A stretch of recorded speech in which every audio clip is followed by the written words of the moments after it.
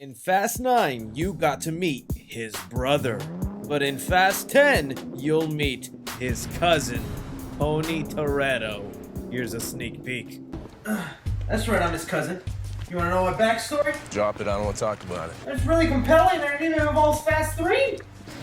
I said forget about it, cuz. Hello familia, thanks so much for clicking on this video. My name is Chris. I just got done watching Fast 9. Although this is the 9th film in the main Fast and Furious franchise, it is the 10th Fast and Furious movie ever made. Like, I can't believe there's 10 of these things. In this installment, we catch up with Dominic Toretto and his family on a new adventure where they face off against some family. That's all pretty much it without giving any spoilers to you guys. This is a spoiler-free review. I am going to be doing a spoiler review on this movie because I have so much more I want to say, but a lot of it involves some of the big spoilers and reveals that happen in this movie, so stay tuned this weekend for once the movie's released and I make that. As far as the Fast and Furious franchise go, where I land on it, I have always been a big defender of the Fast and Furious world. I grew up watching those movies, having them as fun little guilty pleasures, and it wasn't until Fast 5 came out that I was like, whoa, this can be a guilty pleasure franchise that is also really well made. At that point in the series, I think they cracked the code in being able to be ridiculous while also being very entertaining, compelling stories, interesting dilemmas. Like, this was a great little franchise that, even though it got crazier and crazier, it literally was this family and these characters that they've put together that have got me really invested in it. So even when the passing came of Paul Walker, may you rest in peace, I still found myself enjoying the franchise with Fast and Furious 8, and now with Fast and Furious 9,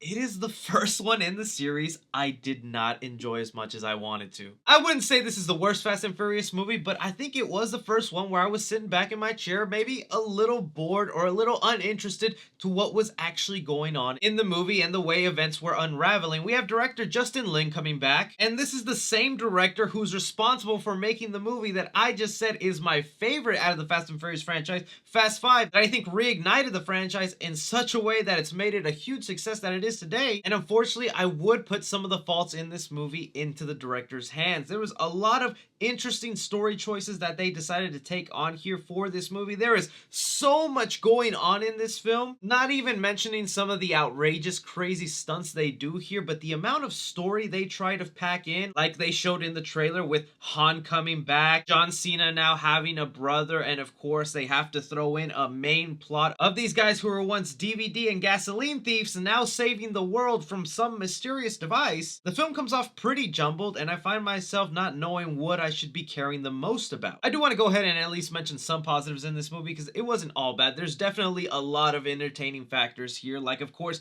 Tyrese Gibson will have all the big laughs in the film. They've just perfected his character in saying the one-liners and things that'll get the audience giggling. The continuous effort to bring some sort of new action set piece to the Fast and Furious franchise, it's kind of weird to compare, but I think the way the Fast and Furious franchise and the Mission Impossible franchise are going on are very similar, where each movie kind of tries to up its ante in its big action set piece. For Fast and Furious 9, it's these introduction of magnets and how they can play into that with some of the car chase scenes and fights in this movie. I found some of that stuff very entertaining and creative. Also loving the return of the character of Mia. It was kind of hard to imagine how they would bring her in without attaching her in-movie husband, Brian, once played by Paul Walker, but I think the movie does a good explanation of why she could be in it. Even John Cena himself as Jacob, I thought was a cool character to be introduced into the movie. Definitely a formidable foe, and you can feel the tension between these two brothers on screen. But for me, that's where it kind of ends, because this movie does something where it's telling you a linear story while it also cuts back in giving you the backstory between these two brothers. Now, at first, this was kind of cool because there was a lot of nostalgic Easter eggs thrown in here to old fans of Fast and Furious. Like, it's almost like they're showing you what Fast and Furious has become, and then through flashbacks, they go, oh, remember when these guys were just little street thugs and doing street races? Plus all the character and costumes in the background of like, oh, I think that guy's supposed to be him from the first movie, and that's probably the person from the third movie. But after a while, that starts working at a disadvantage of this movie, and it's really hard to separate what this franchise has become when the movie just constantly throws it at you. And I can't believe I'm saying that as a Fast and Furious fan and defender, because like I said, I'm one of those guys who's always defending this franchise and like, who cares about the physics? It's awesome cars, the story is fun, the humor is there, but they push the damn limit with this one where I'm like, It's getting hard to defend y'all now. It gets so bad that one of the characters in this movie even has it as a running joke where they continuously break the fourth wall and say, whoa, isn't it crazy how we just did this and we're alive? Can you believe we've done this mission? Now we're gonna do this? It's that thing movies do where they think if they address how ridiculous it is, then us as the audience should be like, oh, well, they know it's ridiculous, so we'll forgive them.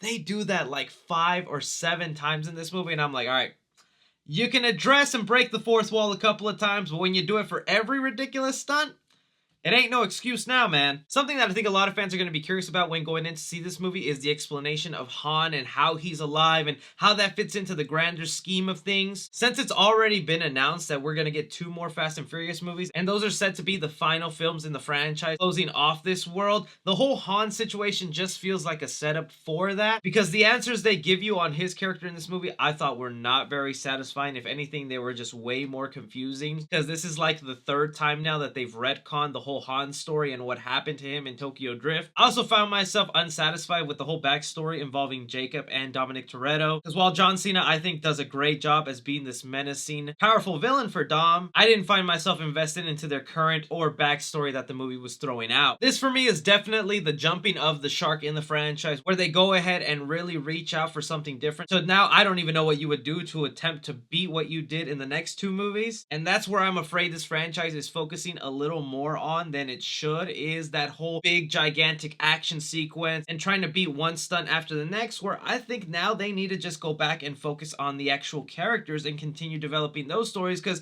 you gotta admit, this ensemble cast is really fun to watch, but you divide these actors up in solo movies, I don't think we care about them all that much. If I had to watch a movie of just Tyrese Gibson, I'm not that interested. Just a ludicrous film? Alright. Just a Vin Diesel movie like Bloodsport? People don't go out. But you put all these guys together in a movie, and all of a sudden, it's very entertaining. You're very invested. You like the chemistry going on with them. And I feel like that's rather lost in Fast and Furious 9, and it's probably why I didn't find myself as attached, because there was more focus on these bigger stunts. So for Fast and Furious 9, real quick, I want to say thank you so much to Justin Mertens, who is a fan of the channel and saw that I had a really outdated looking rating system, took it upon himself to fix it up, redo the graphics, make it way cleaner for you guys. Huge shout out to Justin. Really appreciate you taking the time to do that for me. I'll have his social medias in the description if any of you guys out there have a little project in mind and need to reach out for him. Highly recommend him. But continue on with my rating here. For Fast and Furious 9, I'm gonna give action 4 stars. This is a Fast and Furious movie. Of course, they deliver on the action. Big explosions, giant car chases. They get really creative